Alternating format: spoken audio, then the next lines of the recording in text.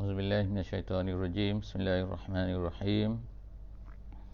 Alhamdulillahirabbil alamin wassalatu wassalamu ala asyrafil anbiya'i wal mursalin wa ala alihi wa sahbihi ajma'in. Rabbi shrah li sadri wa yassir li amri wahlul 'uqdatam min lisani yafqahu qawli. Subhanaka la ilma lana illa ma 'allamtana innaka antal alimul hakim. Wala haula wala quwwata illa billahil aliyyil azim. Alhamdulillah, syukur pada Allah Subhanahu wa taala. Salawat dan salam kepada Nabi kita Nabi Muhammad sallallahu alaihi wasallam. Pada hari ini insya-Allah kita akan sama-sama membaca pada muka surat 354 insya-Allah, iaitu daripada surah An-Nur, bermula daripada ayat yang ke-32. Pada hari ini insya-Allah seperti biasa kita akan membaca tafsir ringkas. Kita akan menceritakan sebersedikit makna daripada ayat-ayat yang ada pada muka surat ini insya-Allah. Dan ada orang bertanya tafsir-tafsir yang kita gunakan sebagai sandaran dalam perbincangan kita pada setiap kali ini. Jadi sebenarnya perbincangan kita ini adalah bersandarkan kepada yang pertama, kepada terjemahan yang dibuat oleh Syekh Abdullah bin Basmeh. Yang pertama, yang kedua berdasarkan kepada tafsir Al-Jalalain yang masyhur, dan yang ketiga ialah tafsir Al-Wasit yang dibuat oleh Syekh Dr. Said At-Tantawi, dan yang ketiga, yang keempat, kadang-kadang kita bergantung kepada tafsir Al-Qurtubi yang ditulis oleh Syekh Al-Qurtubi daripada Spanyol. Jadi pada hari ini kita akan baca muka surat ayat yang ke-32 daripada surah An-Nur ni. A'udzubillahi minasyaitonirrajim. Wa ankihul ayama minkum was-salihina min ibadikum wa imaikum in yakunu fuqara yughnihimullahu min fadlih wallahu wasi'un alim. Sadaqallahul azim. Jadi ayat ini adalah pada muka surat ini banyak berkaitan. Yang pertamanya ialah berkaitan dengan cerita tentang hamba, iaitu sikap kita terhadap hamba, sikap tuan-tuan sebagai dengan hamba-hamba masing-masing. Dan kemudian yang kedua, ayat ini akan bercerita tentang perkataan nur. Daripada mana surah Nur ini diambil, maka ayat ini pada kali ini kita akan melihat kepada ayat Allahu nurus samawati wal ardu. Kemudian yang ketiga, part yang ketiga daripada surah ini, dia menceritakan tentang kelebihan orang-orang yang menjaga dirinya, dapat melaksanakan dirinya di rumah-rumah Allah Subhanahu wa taala. Jadi itulah tiga part yang besar daripada surah ini pada kali ini, pada muka surah ini pada kali ini insya-Allah. Yang pertama ialah tentang hamba. Dalam masalah hamba ni mungkin kita perlu bercerita sedikit, kerana kita sekarang ni pada hari ini dah tak ada hamba. Jadi tetapi tidak semestinya hamba ini tidak akan ada selama-lamanya. Kemungkinan besar, kemungkinan akan berlaku lagi sistem hamba ini. Apabila Islam datang pada dahulu, iaitu pada 1400 tahun dahulu, sistem hamba ini adalah satu benda yang lumrah. Semua orang ada hamba, dan perhambaan ini boleh jadi dengan macam-macam jenis. Tetapi dalam Islam akhirnya ada orang bertanya, kenapa Islam mengakui hamba, sedangkan hamba ini satu benda yang tidak sepatutnya berlakulah. Kita mesti faham bahawa hamba ini adalah satu benda yang telah berlaku, bukan disebabkan oleh Islam, bukan Islam yang menganjurkan, tetapi Islam datang ketika itu. Sistem hamba memang lumrah, ada di semua tempat, dalam semua masyarakat pada ketika itu. Dan hamba ni boleh jadi dengan macam-macam cara dalam masyarakat yang bukan Islam. Bila Islam datang, dia tidak menghapuskan seluruhnya sistem hamba ni, kerana itu adalah suatu yang pelik. Kerana orang lain menggunakan sistem hamba. Orang lain bila berlaku peperangan dan sebagainya, mereka akan ambil orang Islam ni menjadi hamba. Jadi bagaimana kita nak tolak sistem hamba ni, kerana ianya telah berlaku dalam sistem lain. Jadi oleh kerana itulah dalam Islam dia tetap juga memperakui sistem hamba ni, tetapi pintu-pintu untuk menjadi hamba ini hanya melalui dua cara saja di dalam Islam. Yang pertama ialah melalui sistem peperangan. Bila berlaku peperangan, maka orang-orang yang ditawan akan menjadi hamba, boleh dijadi hamba dalam Islam. Bukan mesti jadi hamba, tapi boleh dijadikan sebagai hamba. Itu yang pertamalah. Yang keduanya ialah melalui jualan, iaitu orang yang menjadi hamba mungkin boleh dijual beli. Tetapi dengan syarat-syarat yang ketatlah. Itu adalah jalan masuk ke dalam Islam, bagaimana seseorang itu boleh menjadi hamba. Tetapi jalan keluar daripada perhambaan ini sangat banyak dalam Islam. Menyebabkan dalam Islam ni lama kelamaan sistem hamba ini, perhambaan ini makin berkurang dengan dahsyatnya. Kenapa? Kerana sebagai contohlah kita katakan, nak jadi hamba ni ada dua cara saja. Tetapi untuk hilang hamba daripada seseorang itu mungkin puluhan bentuk. Kalau seorang tu bersumpah, kalau seorang tu zihar, kalau seorang tu telah bersetubuh pada bulan Ramadan dan sebagainya, maka banyaklah benda-benda di samping secara sunat, secara digalakkan dan sebagainya, secara mukatabah, sebagaimana yang akan ada dalam ayat yang kita baca pada kali ini. Maka untuk melepaskan hamba terlalu banyak, dan hamba ni tak bolehlah macam sistem yang bukan Islam, maknanya pergi tangkap orang, jumpa orang, tangkap orang, kemudian jadi hamba. Tak boleh. Sebagaimana yang berlaku kepada Salman. Jadi kita akan baca pada pagi ini ialah tentang ayat yang ke-32 ni. Allah Subhanahu Wa Taala menggalakkan apabila orang tu ada hamba, supaya dia mengkahwinkan hamba-hamba tu. Maknanya janganlah biarkan hamba tu tidak berkahwinkan. Sebab tu dia kata wa ankihul ayama. Hendaklah kamu mengahwinkan orang-orang yang tidak kahwin lagi tu, sama ada lelaki ataupun perempuan, dan orang-orang yang soleh daripada min ibadikum, daripada hamba-hamba kamu. Makna disebut kat sini ialah orang-orang yang soleh, orang-orang yang baik daripada kalangan hamba ni. Jadi disebutkan secara khusus di sini orang-orang yang baik. Artinya adakah orang tidak baik ini tidak perlu dikahwinkan? Tidak. Tetapi biasanya orang baik ini dia nak jaga diri dia. Hamba-hamba ni sebenarnya ramai yang baik-baik sebenarnya. Sebagaimana dalam sejarah Islam, ramai di kalangan mereka ni menjadi ulama-ulama selepas daripada mereka ni dibebaskan daripada perhambaan.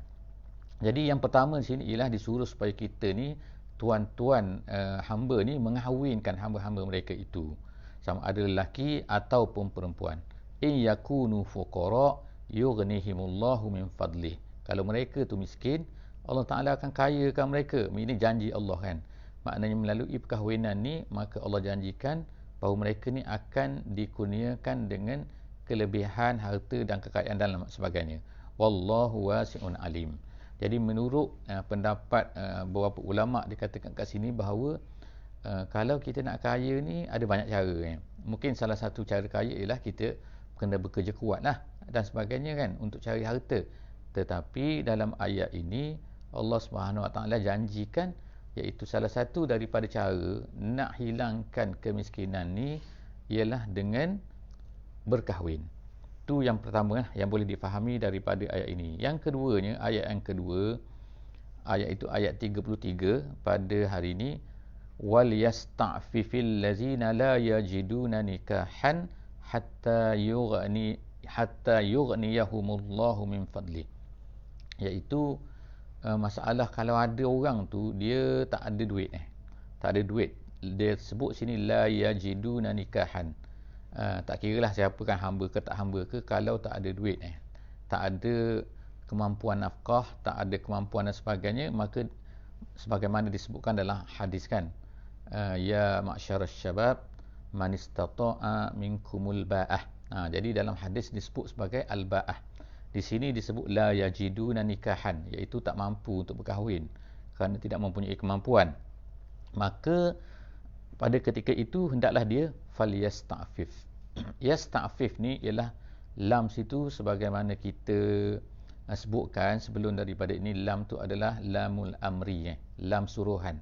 Yasta'fif tu fi'il mudhari'. Fi'il mudhari', jadi artinya yasta'fif, dia sedang meminta iffah. Iffah tu ialah maknanya menjaga diri. Menjaga diri ni sebagaimana dalam hadis disebutkan salah satu daripada caranya ialah fa'alaihi bis-saum, hendaklah dia berpuasa. Jadi macam-macam caralah sebenarnya untuk menjaga diri ni, iaitu menjaga pandangan dan sebagainya.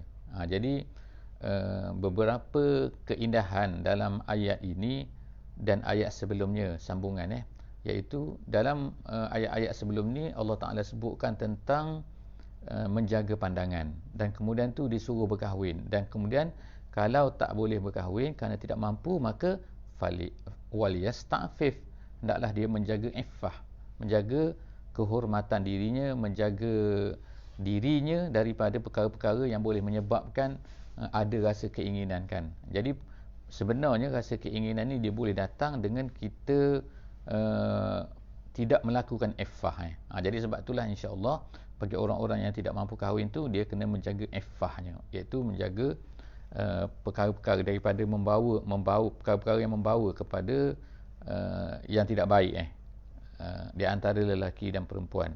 Kemudian dalam ayat seterusnya, wallazina yabtarunal kitab, dan kalau ikut terjemahannya, dan orang-orang yang mencari kitab. Kitab kat sini maksudnya ialah mukatabah. Jadi ayat ini berkaitan dengan mukatabah. Mukatabah ni ialah satu cara bagaimana seorang hamba tu nak mengeluarkan dirinya daripada perhambaan. Jadi bagaimana? Iaitu mungkin seorang tuan hamba, dia berkata kepada hamba, hai hambaku, jika sekiranya kau nak lepaskan dirimu daripada perhambaan ni, daripada hamba ni, kau jadi hamba, maka kau cari duit, mungkin dia kata 1,000 dalam masa sebulan, ke tak kira lah berapa-berapa kan, RM10 sebulan, ke ikut pandai dia, itu terpulang kepada dia. Jadi maka kau akan dibebaskan jika dapat membayar kepada aku sebanyak sekian-sekian dalam masa sekian-sekian. Maka hamba itu dipanggil sebagai hamba mukatabah. Jadi dalam ayat ni dia kata wallazina yabtarunal kitab, dan orang-orang yang hendak mencari kitab, iaitu mukatabah tadi tu, mimma malakat aymanukum, daripada hamba kamu, fakatibuhum, hendaklah kamu menuliskan untuk mereka. Makna kat sini ialah buat janji dengan mereka tu supaya mereka ni boleh jadi mukatabah. Jadi dalam masa hamba tu mencari duit dan sebagainya untuk melepaskan diri dia tu, maka orang hamba itu dipanggil hamba mukatab. In alimtum fihim khaira, kalau kamu ketahui pada mereka itu ada kebaikan. Jadi ramai sebenarnya hamba-hamba nak macam tu, tapi ada hamba yang tak nak macam tu, tak nak jadi mukatab ni. Dia tetap juga nak menjadi seorang hamba tu. Sebab apa? Sebab dalam Islam dia tidak boleh kita ni memandang serong lah kepada hamba, ataupun memandang rendah kepada hamba dan sebagainya. Sebab dalam Islam hamba ni, even dalam setengah-setengah ni, Nabi SAW tidak membenarkan kita ni memanggil hamba ni sebagai hamba. Dalam hadis kata, janganlah kamu panggil hambamu hai hamba dan sebagainya, tapi hendaklah kamu panggil mereka ini dengan menggunakan perkataan sebagaimana yang disebutkan selepas daripada ayat ni, iaitu fatayatikum. Jadi seterusnya Allah Ta'ala kata wa atuhum min malillahi allazi atakum.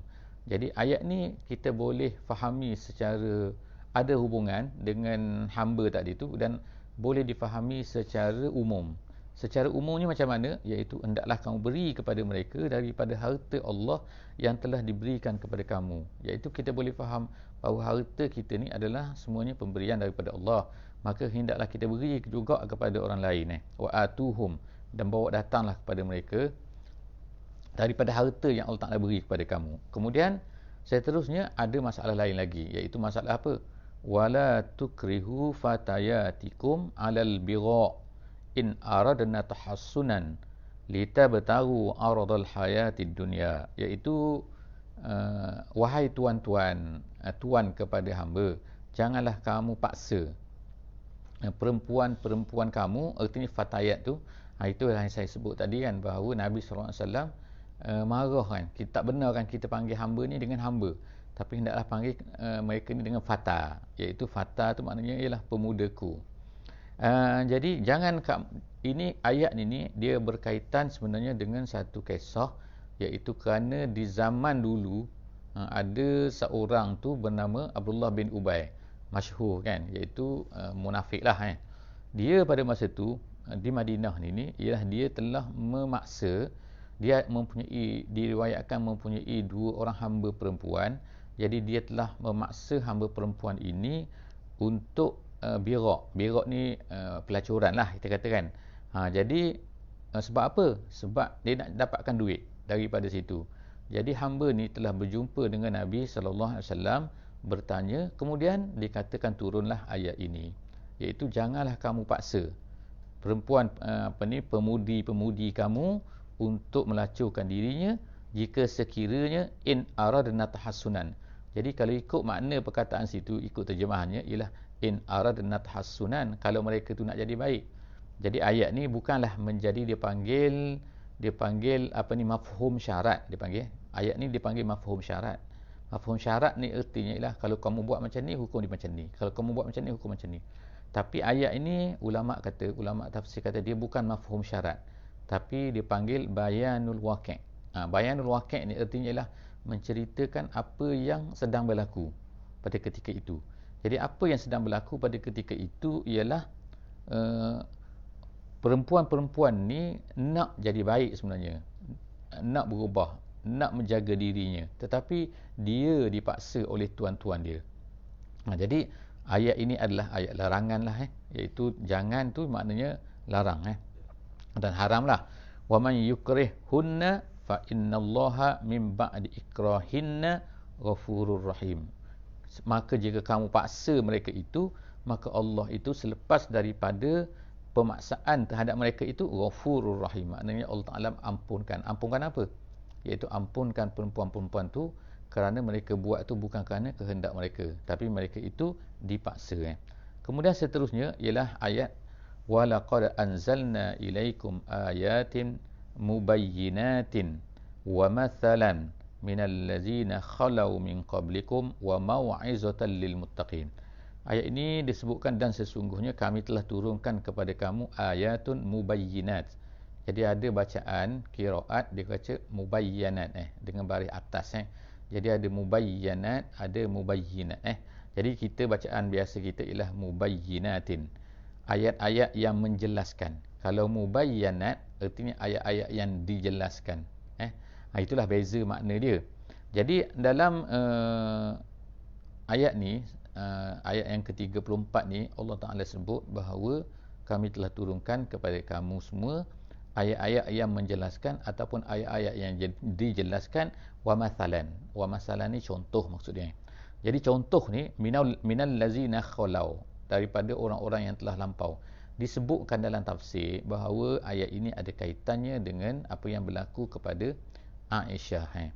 Jadi Aisyah ni berlaku pada dia kisah ni, kemudian lepas daripada tu dia telah dibersihkan oleh Allah Ta'ala. Jadi sebenarnya berlaku juga peristiwa yang hampir sama kepada 2 orang sebelum daripada ni, iaitu yang pertamanya siapa? Yang pertamanya ialah Maryam.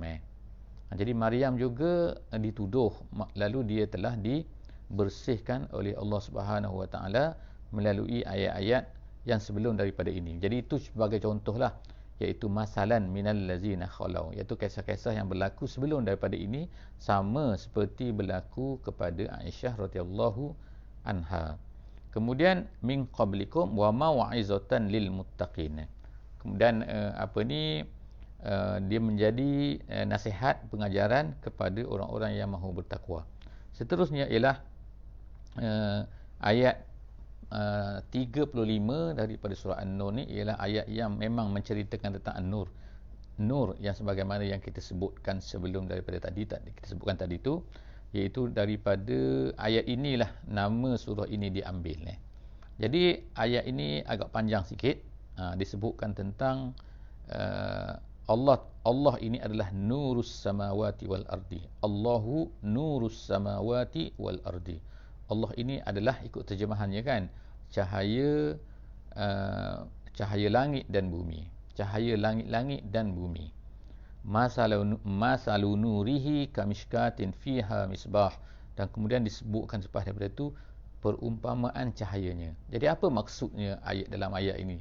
Cahayanya, kemudian lampunya, kemudian pelitanya, kemudian minyaknya, kemudian tidak baratnya, kemudian tidak timurnya, lepas tu seolah-olahnya dia itu menyala, kemudian nurun ala nur, seterusnya di bawah tu kan. Jadi apa maksud sebenar daripada ayat ini? Sangat banyak perbincangan ulama tentang maksud ayat ini, tetapi diambil oleh kitab tafsir jalan lain. Tafsir jalan lain ni ialah dianggap sebagai tafsir yang memilih pendapat yang paling kuat lah daripada kalangan ahli tafsir. Jadi disebutkan bahawa Allah itu cahaya langit dan bumi itu, artinya ialah Allah itulah yang mencahayakan. Munawwir, dia kata, dia sebut situ iaitu Allah ini adalah munawwir kepada langit dan bumi. Yang mencahayakan, yang memberikan cahaya kepada langit dan bumi ini ialah Allah. Itu maksud salah satu daripada yang dimaksudkan Allahu nurus samawati wal ardi. Tapi kalau ikut dalam bahasa Arab, nur ni dia mempunyai makna yang pelbagai. Salah satunya ialah apabila seorang tu dia tu adalah macam paksi kepada kekuatan, kepada sesuatu benda tu, maka dipanggil sebagai dia ni adalah nur. Jadi dalam bahasa Arab dia akan sebutlah benda-benda ni semua. Misalnya katakan raja itu adalah paksi kepada kekuatan satu-satu negeri itu. Jadi dia kata al-malik nurul bilad. Mari situ kan. Raja itu adalah nur kepada bilad tu. Sedangkan dia bukan memberi cahaya, tapi dia artinya ialah yang memberi kekuatan ataupun yang menentukan, memberi penentu kepada negeri itu. Jadi kalau sebut perkara-perkara macam ni yang kebiasanya, maka dalam kitab-kitab ataupun di kalangan ulama dia kata walillahil masalul a'la. Artinya ialah walillahil masalul a'la ni kita buat contoh, tapi bukanlah Allah tu macam tu. Allah tu lebih tinggi lagi daripada contoh-contoh yang kita sebutkan tu.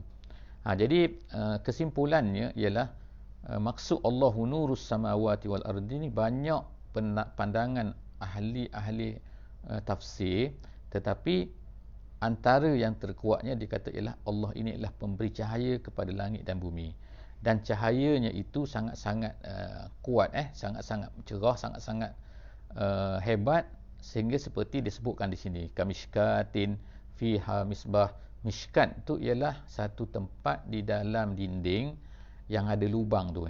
Biasanya di zaman dulu kalau ada dinding tu, kemudian ada lubang di dinding tu, lubang tu lubang saja, tempat letak lampu biasanya kat situ. Jadi dia letak lampu kat situ, jadi tak kena angin. Sebab apa? Dia tak ada lubang daripada sebelah lain. Dia macam ditebuk tempat daripada dinding tu untuk diletakkan lampu tu. Lampu tu ialah misbah. Jadi mishkat itu adalah mishkat, kemudian ada misbah situ lampu. Misbah tu fi zujajah, dalam kaca pula. Jadi kaca tu maknanya dia bersinar lah. Lepas tu az-zujajah ka'annaha kaukabun durriyun. Ada bacaan sini durru, minta maaf, durru gitu. Kemudian yuqadu min syajaratin mubarakatin. Kemudian dia tu dinyalakan daripada syajarah mubarakah, pokok yang mubarakah, iaitu zaitun. Jadi zaitun ni ialah satu jenis pokok bagi orang Arab ni sangat-sangat ni lah kan. Bukan orang Arab sajalah, orang bukan Arab sekarang ni zaitun ni banyak tanaman di Mediterranean kan. Jadi pokok zaitun ni sebenarnya dia ni salah satu kehebatan dia ialah dia ni tahan lama, kadang-kadang sampai 1000 tahun, ratusan tahun tu biasa dia boleh tumbuh. Kemudian dia memberikan buah. Kemudian buah dia tu boleh digunakan untuk macam-macam. Kalau kita makan buah zaitun kan, tapi sebenarnya pokok zaitun ni dia boleh mengeluarkan minyak daripada buah dia tu. Dia buat minyak. Jadi minyak zaitun ini kalau bagi orang Arab masyhur lah. Sebab apa? Dia boleh diminum untuk memanaskan badan. Kemudian tu dia boleh digunakan untuk menyalakan lampu. Jadi boleh guna macam-macam daripada buah zaitun ni. Bukan sekadar makan lah macam kita kan. Jadi sebab tu ada disebut sini minyak daripada zaitun ni yang kelas pertama ke yang bagus ni sini. Dia kata la syarqiyah wala gharbiyah, makna sini pun macam-macam pandangan ulama kan. Apa maksud tidak timur dan tidak barat? Ada yang kata kat sini ialah dia katakan bahawa pokok dia tu ialah terletak di tengah-tengah tu sehingga mendapat cahaya daripada barat, daripada timur, macam tu kan, daripada segala pihak. Kemudian jadi sebab itulah maksud dia kata sini la syarqiyah wala gharbiyah, walau bagaimanapun itu pendapat-pendapat ini sangat banyak yang berkaitan dengan benda ni. Yakadu zaitu hayudi, minyak dia tu boleh memberi cahaya, dia kata bercahaya walau lam tamsas hunar, walau belum kena api lagi. Nak cerita kehebatan minyak tu. Jadi kemudian kat sini ayat selepas tu ialah nurun ala nur, cahaya ke atas cahaya. Ini pun banyak penjelasan ulama lah pendapat-pendapat tafsir. Dia kata nur ala nur ni, salah satu daripadanya ialah cahaya Allah ni ialah Islam tu. Cahaya kat sini, cahaya atas cahaya ialah cahaya Islam yang diberikan kepada seorang, yang kepada hati seseorang. Jadi yahdillahu linurihi, Allah Ta'ala memberi petunjuk dengan Islam itu kepada hati seseorang itu, man yasha', siapa yang dikehendakinya. Maknanya orang-orang yang Allah Ta'ala kehendaki, maka dia akan dapat cahaya tu, iaitu cahaya Islam tu.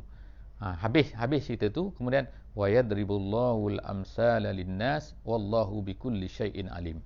Jadi kepada kita semua yang nak baca, nak tahu dengan lebih detail tentang apa cahaya-cahaya ni kan, kalau rasa nak baca lah kan, maka silalah merefer kepada tafsir-tafsir yang lebih besar lah kan.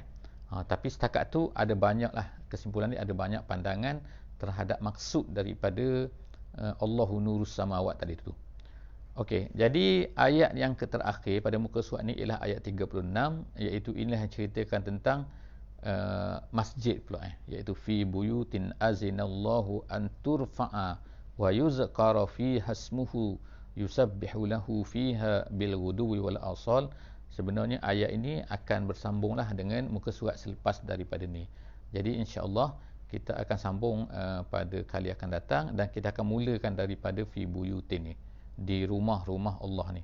Azinallah, Allah sinarkan, yang Allah perintahkan supaya diangkatkan namanya, dan seterusnya kita akan baca nanti insya-Allah. Setakat tu dulu untuk kali ini. Jumpa lagi kali akan datang. Subhanakallahumma bihamdik, nasyhadu an la ilaha illa anta, nastaghfiruka wa natubu ilaik. Bismillahirrahmanirrahim. Wal 'asri innal insana lafi khusr illa allazina amanu wa 'amilus shalihat, tawasaw bil haqqi wa tawasaw bis sabr.